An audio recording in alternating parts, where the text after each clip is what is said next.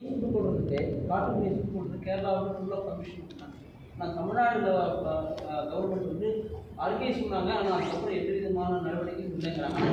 விவசாய பயிர்கள் எல்லாமே முற்றிலுமாக ஆனால் எனக்கு இது ஐடியா இல்லைங்கன்னா, ஒருவேளை மத்திய அரசு இந்தியாவில் எங்கேயாவது மத்திய அரசு அனுமதி வேணுமா எனக்கு தெரியலைங்கன்னா நான் ஸ்டடி பண்ணிட்டு உங்களுக்கு பதில் சொல்கிறேன்.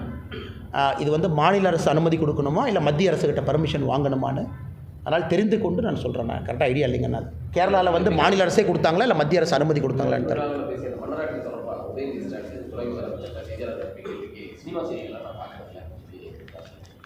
நான் இது எப்பவுமே ஏணியில் ஏறிய பிறகு ஏணியை எட்டி உதைப்பது தான் திராவிட கட்சிகளுக்கு வழக்கம். சினிமா துறையில் கதை எழுதி திரைக்கதை எழுதி வசனம் எழுதி மேலே வந்தாங்க. இன்றைக்கி ஏணி எட்டி உதைச்சாச்சு. இவர்கள் எல்லாம் இவர் சினிமா நடிகராக இருந்தார். இவர் இன்றைக்கி ஏகப்பட்ட படத்தை தயாரிக்கிறார். இன்றைக்கி அண்ணன் உதயநிதி ஸ்டாலின் அவருடைய மொத்த குடும்பம், ஏன் அப்பா முதலமைச்சர் மு.க. ஸ்டாலின் ஐயா சினிமாவில் ஹீரோவாக நடித்தார். அவருடைய தாத்தா கலைஞர் கருணாநிதி ஐயா அவர்கள் அதை அவ்வளோ கதை வசனம் எழுதினாங்க. இன்றைக்கு அந்த குடும்பம் இத்தனை காலத்திற்கு பிறகு நான் சினிமா செய்திகளை பார்ப்பதில்லை என்றால் தமிழகத்தில் சினிமா சரியில்லைன்னு ஒத்துக்கிறாங்களா, இல்லை இவங்க வந்த பிறகு தமிழக சினிமா தரம் தாழ்ந்து விட்டதுன்னு சொல்கிறாங்களான்னு. அதனால் அவருடைய கருத்து ஏற்புடையது இல்லைங்கன்னா, ஒரு கருத்து சொல்கிறாங்க, நான் பதில் கருத்து சொல்லியிருக்கேன்லங்கண்ணா. கருத்து சொல்லுங்கள். பிஜேபி பற்றி சொன்னீங்க, மணிப்பூரை பற்றி சொன்னீங்க, பதில் கருத்து சொல்லியிருக்கோம். அதனால் உதயநிதி ஸ்டாலின் அவர்களும் ஒரு பொறுப்பான இடத்துல இருக்கிறாங்க, துணை முதலமைச்சர். அதனால் மக்கள் ஒரு பொறுப்பான பதிலை எதிர்பார்க்குறாங்க அப்படிங்கிறது எங்களுடைய கருத்துங்க. நிதியமைச்சர் தமிழ்நாடு கோயம்புத்தூர் வந்துட்டு போனாங்க. ஜிஎஸ்டி கவுன்சில் தாண்டி கோயம்புத்தூர் தொழிலமைப்புகள் நிறைய கோரிக்கை வச்சுருந்தாங்க. ஏதாவது ஒரு நல்ல அறிவிப்பு வந்து ரொம்ப எதிர்பார்த்துருந்தாங்க. ஒவ்வொரு அறிவிப்பு அண்ணா வருங்கண்ணா, பொறுமையாக இருங்கண்ணா. அது கோயம்புத்தூர் மட்டும் இல்லை, கோயம்புத்தூர் திருப்பூரை பொறுத்தவரை ஒரு வித்தியாசமான பிரச்சனைங்கண்ணா. சென்னை பக்கம் போயிட்டிங்கன்னா மேனுஃபேக்சரிங் ஜோன், அது ஒரு மாதிரி பிரச்சனை. நாளை காலையில் கூட நம்முடைய தமிழக அரசனுடைய பாரதிய ஜனதா கட்சியினுடைய பொதுச் செயலாளர்கள் என்ன டெல்லியில் இருக்கிறாங்க, நிதியமைச்சர் அம்மாவை சந்திப்பாங்க.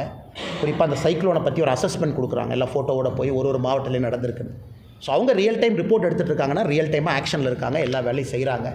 அதனால் கோயம்புத்தூரை பொறுத்தவரை இருக்கக்கூடிய பிரச்சனைகளுக்கு தீர்வு கொடுக்க வேண்டியது எங்கள் கடமை, படிப்படியாக செய்கிறோம். பங்களாதேஷ்லேருந்து வரக்கூடிய நூல்களுக்கெல்லாம் பெரிய பிரச்சனை பங்களாதேஷ் கிரைசிஸில் இருக்குது. அதனால் நிச்சயமாக இருக்கின்றோம், செய்து கொண்டிருக்கின்றோம். அதில் எந்த மாற்றுக்கருத்து இல்லைங்கன்னா நாளைக்கு கூட தமிழகத்தினுடைய குழு அவங்க சந்திக்கிறோம். வரல 6 மாதம் ஆச்சு. இது ரொம்ப லேட்டுங்கன்னா, ரொம்ப தவறுது. 6 மாத காலமாக அவங்களுக்கு சீருடை இல்லை, புத்தகம் இல்லை. இது ஒரு பக்கம். இவங்க என்ன சொல்கிறாங்கன்னா அங்கன்வாடிக்கு தேவையில்லை என்பது இவங்களுடைய கருத்து. அது கிடையாதுங்கன்னா இத்தனை வருஷமாக கொடுத்துட்டு இருந்தாங்க, இன்றைக்கி மாற்றி பேசுகிறாங்க. அதனால் தமிழக அரசு இது உடனடியாக கொடுக்க வேண்டிய கடமை அவர்களுக்கு இருக்குது. எனக்கு தேவையில்லை, ஆப்ஷனல் அப்படிங்கிற வார்த்தை ஏற்றுக்க முடியாது. நான் பார்த்த யாரோ ஒரு செக்ரட்டரியார் நேற்று யாரோ பேப்பரில் சொல்லியிருந்தாங்க, இந்த மாதிரி இது ஆப்ஷனல் தான், கம்பல்சரி கிடையாது. அது கிடையாதுன்னா சீருடை போட்டால் தான் அந்த யூனிஃபார்மிட்டி வரும். யூனிஃபார்ம் கொண்டு வந்ததே தமிழகத்தில் தொலைநோக்கு பார்வையில் ஜாதிகள் தெரியக்கூடாது, மதங்கள் தெரியக்கூடாது, ஏற்றத்தாழ்வு தெரியக்கூடாது, பணக்கார இலை தெரியக்கூடாது. அது நீங்கள் அங்கன்வாடிக்கே கொண்டு வரலாம், எங்கே கொண்டு வருவீங்க? அதனால் முதலமைச்சர் அவர்கள் தலையிட்டு மிக வேகமாக கொண்டு வர வேண்டும் என்பது எங்கள் கோரிக்கை.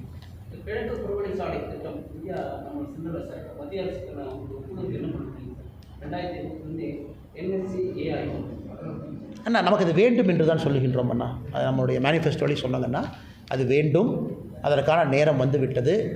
லேண்ட் அக்விசிஷன் ப்ராசஸ் ஆரம்பகால வேலைகள் என்ன செய்யணுமோ இவங்க செய்யணும். அதற்கான அது வந்து தாங்கன்னு ஆகணும். காரணம், இப்போ இருக்கக்கூடிய ரோட்டில் இன்றைக்கி தமிழ்நாட்டில் ஹையஸ்ட் டிராஃபிக் டென்சிட்டி இன்றைக்கி இருக்கக்கூடிய கரூர் கோயம்புத்தூர் ரோடுங்க. அதனால் நிச்சயமாக புறவழிச்சாலை வரணும், கிழக்கு புறவழிச்சாலை வரணும், ஒரு பெரிய ஏரியாவில் அது வரணும். ஏன்னா நீங்கள் ஒரு பக்கம் ஃப்ரைட் காரிடராக வேணும், மேனுஃபேக்சரிங் ஒரு பக்கம் வேணுங்கிறீங்க. மேபி ஒரு ஏர்போர்ட் ஃபியூச்சரில் நமக்கு கிடைக்கலாம், இன்னொரு ஏர்போர்ட் வரலாம் உதான் ஸ்கீமில், நமக்கு தெரியாதுங்கண்ணா. அதனால் இன்றைக்கி அது காலத்தினுடைய கட்டாயம். அதே நேரத்தில் நிலம் கொடுப்பவர்கள் சம்மதத்தோடு எடுக்கணும். மார்க்கெட் ரேட்டோட 3 மடங்கு அவங்களுக்கு கிடைக்குது, அதை கொடுக்கணும். பிரச்சனை இல்லாமல் கொண்டு வரணும். இன்றைக்கி தமிழ்நாட்டில் என்னென்னா உடனடியாக கருத்து சொல்லிடுறாங்க. எந்த விதமான டெவலப்மெண்ட் ஒர்க் வந்தாலும் உங்களை கருத்து சொல்லிடுறாங்க. உங்கள்கிட்ட பேசவே எந்த வேலையும் செஞ்சுட்ருக்கிறமேங்கன்னா நான் மறுபடியும் டெல்லி செல்ல இருக்கின்றேன். மத்திய அமைச்சர் ஐயா கிஷன் ரெட்டி அவர்களை சந்தித்து டங்ஸ்டன் மைனிங் சார்பாக பேசணும். டங்ஸ்டன் மைனிங் விவசாயிகள் சொல்கிறத சொல்லி அதை ஒத்தி வைப்பதற்கான அல்லது வேண்டாம் என்று சொல்வதற்கான வேலையை கையில் எடுத்திருக்கோம். அதையும் செய்கிறோம். சீமான் கோவையில் பேசும்போது ஆஃப்டர் நீங்கள் ஐபிஎஸ் மோதிக்கலாமா? ஐபிஎஸ் அதிகாரி முக்கியமான அதிகாரிங்கன்னா அதில் எந்த மாற்று கருத்தும் இல்லை. உங்களுக்கு சீமானுடைய ஸ்பீச் ஸ்டைல் தெரியும். அண்ணன் அப்படியெல்லாம் இல்லை. அவங்க வந்து அப்புறம் நான் சொன்னேன்னா அப்புறம் அண்ணன் தம்பியை கொஞ்சிக்கிறீங்க, கொலாய்க்கிறீங்க, நியூஸ் எல்லாம் போடுறீங்க. நேர் எதிர் பாதையில் இருக்கிறோம். அதனால் இதை வந்து 2 பேருமே பெரிதுபடுத்தாமல் இதை அப்படியே முடிச்சுட்டு போயிடணுங்கன்னா. ஏன்னா ஐபிஎஸ் அதிகாரிகள்லாம் இருக்கிறாங்க. அதே நேரத்தில் இன்றைக்கி யாரோ ஒரு பத்திரிகையாளர் டிஜிபிக்கு லெட்டர் எழுதியிருக்கிறாங்க, ஆக்ஷன் எடுக்கணும் அது இதுன்னு. அதனால் இந்த பிரச்சனையை முடிச்சுக்கலாங்கன்னா எல்லாம் தமிழ்நாட்டில் வேலை பார்க்குறாங்க, மக்களுக்காக வேலை பார்க்குறாங்க. சீமானோட முக்கியமான கருத்து முக்கியமாக என்ன சொல்கிறாங்க, நீ 5 வருஷம் தான் இருக்க போகிற, மீறி போனால் 30 வருஷம் சர்வீஸ் இருக்கும், அதுக்கப்புறம் என்ன பண்ண போகிறேங்கிறது இல்லைண்ணா. நான் அதை புரிஞ்சுக்கிட்டதுங்கன்னா, நீங்கள் கேட்குற கேள்வியில் நான் இருக்குது. நான் புரிஞ்சுக்கிட்டது அப்படி மீன் பண்ணல அப்படிங்கிறது தான் என்னுடைய பார்வைங்க. நம்ம யாருமே அதிகாரிகளை பற்றி தமிழகத்தில் ஒரு நாகரிகமான கலாச்சாரம், யாரும் அதிகாரிகளை பற்றி தவறாக பேசுகிறதில்ல, நம்ம பேரை சொல்கிறதில்ல. அது எல்லா அரசியல்வாதிகளும் அந்த மரபை பின்பற்றுறாங்க. பட் இது தனிப்பட்ட விதத்தில் ஒரு அதிகாரிக்கும் அண்ணன் சீமான் அவர்களுக்கும் இது பிரச்சனையாக போய் ஒரு இடத்துல போயிட்டுருக்கு. அதனால் என்னை பொறுத்தவரை இந்த பிரச்சனை இப்போ சாந்தமாக இருக்குதுன்னு நினைக்கிறாங்கன்னா, நான் ஏதாச்சும் பேசிக்கிற மறுபடியும் கிளம்பிற போது 2-3 நாளில் எல்லாம் அமைதியாக இருக்குது. ஆமாங்க. பொதுவாக வச்சு பேசுறது விசிகாவை மையப்படுத்தி பேசுறதுனால தலித் வாக்குகளை அடிப்படையாக கொண்டு 2026 அண்ணா, நான் தலித் வாக்குகள்னு ஒரு வார்த்தையை பயன்படுத்தலைங்கண்ணா. ஆமாங்கண்ணா, நான் சொல்வது பட்டியலின சகோதர சகோதரிகள் தமிழகத்தில் மிக மிக முக்கியமானவர், தீர்மானம் செய்யக்கூடியவர்கள். அதில் மாட்டுக்கிறது அது கட்சியை விடலாங்கண்ணா. இந்த கட்சி அந்த கட்சி ஏதோ ஒரு கட்சி இருக்கட்டுங்கண்ணா. இன்றைக்கி எல்லா கட்சியிலும் தலைவர்கள் இருக்கிறாங்க, தொண்டர்கள் இருக்கிறாங்க. பட்டியலின சகோதர சகோதரிகளை மையப்படுத்தி தமிழக அரசியல் நகர்வது ரொம்ப சந்தோஷங்கண்ணா. இது எப்போவோ நடந்திருக்கணும், இப்போ நடக்குது. அதே நேரத்தில் திருமாவளவனை பற்றி ஏன் நடக்குதுன்னா, பிரச்சனையை அவங்க தான் ஆரம்பித்தாங்க, நாம் ஆரம்பிக்கல. அவர்களாக புத்தக வெளியீட்டு விழா வர்றேன்னு சொன்னாங்க, வரல. அப்புறம் இன்னொருத்தருப்ப ஏதோ பேசினார், அந்த கட்சியில் துணை பொதுச் செயலாளர். அவங்க தான் பிரச்சனை உருவாக்கணுங்களோ தவிர, பேசும் பொருள் ஆக்கணுங்களோ தவிர நாங்கள் யாரும் பேசலைங்கண்ணா. அதனால் தமிழகத்தினுடைய அரசியல் மிக முக்கியமான தருணத்தில் இருக்குங்கண்ணா. பட்டியலின சகோதர சகோதரிகளுக்கு உரிய அரசியல் அங்கீகாரம் கொடுத்து உயர்ந்த பதவிகளுக்கு அவங்க வரணும். தமிழக அரசியல் இத்தனை நாளாக இல்லை, அது நடக்கும் பொழுது அரசியல் முழுமை பெறுவதாக நான் பார்க்கின்றேன். ஆனால் ஃப்ளைட்டு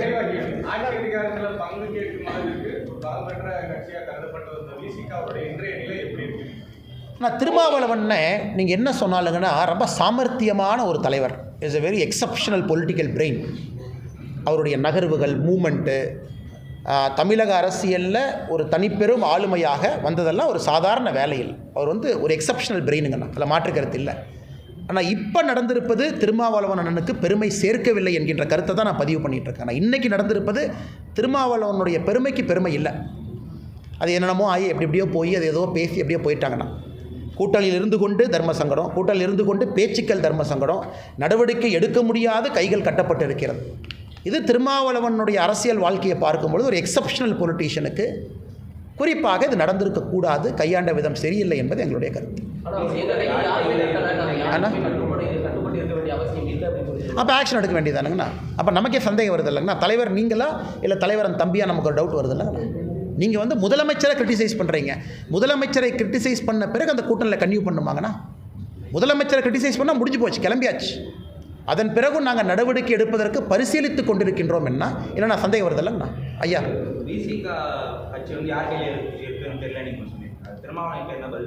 அதுக்குள்ளே பதில் சொல்லிட்டாராங்கண்ணா. என்ன அநியாயம் சரிங்கண்ணா. அப்போ அவர் பேசின கருத்துக்களுக்கு இவர் ஏற்புடையதாக இருக்கணும்ல. இப்போ நான் ஏபி முருகானந்தன், எஸ்ஆர் சேகரன் மாவட்ட தலைவர்கள் இருக்கிறாங்க. அண்ணே நீங்கள் ப்ரெஸ் மீட் எனக்கு சார்பாக ப்ரெஸ்ஸை பார்த்து பேசுங்கன்னா, இவங்க பேசிய கருத்துக்கு நான் பொறுப்பு. நாளைக்கு நான் இல்லை இவங்க சும்மா பேசினாங்கன்னா, நண்பர்கள் நீங்கள் சீனியர் பீப்புள் கேட்பீங்க, அப்புறம் நீங்கள் எதுக்கு மாநில தலைவராக இருக்கீங்க? சரி, திருமாவளவன் சொல்கிறாங்கன்னா, என்னோட 2வது கேள்வி, ஐயா அவர் பேசிய கருத்துக்கு நீங்கள் பொறுப்பேற்கிறீங்களா? இல்லை நான் தான் அனுப்பினேன். இப்போ பாருங்கள், அவர் இன்னும் பிரச்சனையில் மாற்றார். நான் தான் அனுப்பியிருக்கின்றேன் என்று சொன்னால் அந்த கருத்துக்கள் யாருடைய கருத்து? அதனால் மறுபடியும் சொல்கிறேன்னா, திருமாவளவன் எக்ஸப்ஷனல் பிரில்லியன்ட் பொலிட்டீஷியன், அவர் மைண்ட், பொலிட்டிக்கல் மைண்ட். ஆனால் இந்த விஷயம் ஹேண்ட்லிங் ரொம்ப தவறுங்கன்னா, ரொம்ப எங்கேயோ போயிடுச்சு. நன்றி தலைவா. ஃப்ளைட்டு